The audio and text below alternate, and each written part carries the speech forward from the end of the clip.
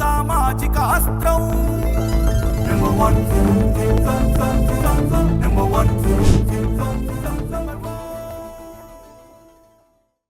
Welcome to number 1 news. నేను మీ మధు. అసలు cinema త్వరలో చూపిస్తాం.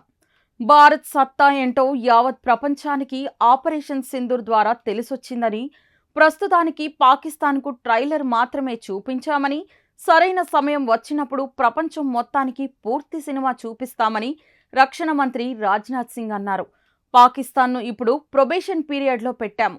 పాక్ తన బుద్ధి మార్చుకుంటే పర్లేదు, లేకపోతే కఠినమైన శిక్షలు వేస్తామని రక్షణ శాఖ మంత్రి అన్నారు.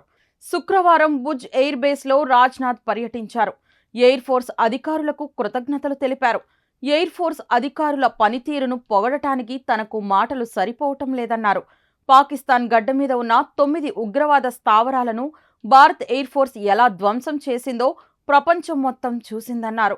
పాక్ గుండెల్లో రైళ్లు పరిగెత్తించిన ఆపరేషన్ సింధూర్ను పాకిస్తాన్ ఎప్పటికీ మర్చిపోదని రక్షణ మంత్రి కీలక వ్యాఖ్యలు చేశారు.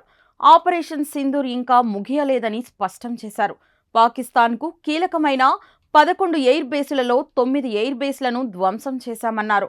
భారత్ యుద్ధ నియమాలు, టెక్నాలజీ మారిందని ప్రపంచానికి మీరు చాటి చెప్పారని, ధైర్య సాహసాలకు ఇండియన్ ఎయిర్ ఫోర్స్ ప్రతీకగా నిలిచిందన్నారు. ఎయిర్ చీఫ్ మార్షల్ ఏపీ సింగ్కు కృతజ్ఞతలు. అసాధ్యాన్ని సుసాధ్యం చేశారంటూ రక్షణ మంత్రి పొగడ్తల వర్షం కురిపించారు.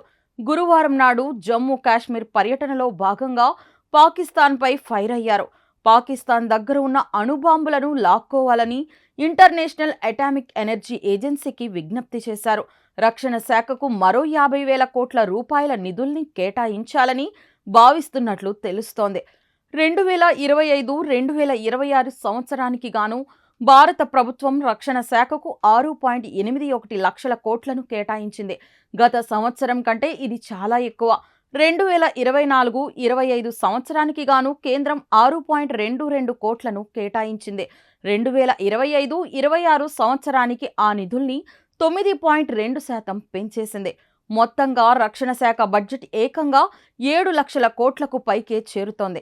ఇందుకు సంబంధించిన ఫైల్ వచ్చే పార్లమెంట్ శీతాకాల సమావేశాల్లో ఆమోదం పొందనుంది. 7 లక్షల కోట్ల బడ్జెట్ మొత్తాన్ని రీసెర్చ్ అండ్ డెవలప్మెంట్, ఆయుధాల కొనుగోళ్లు, ఇతర అవసరమైన వస్తువుల కొనుగోలుకు వాడనున్నారు. ఇలాంటి మరిన్ని అప్డేట్స్ కోసం చూస్తూనే ఉండండి నంబర్ 1 న్యూస్.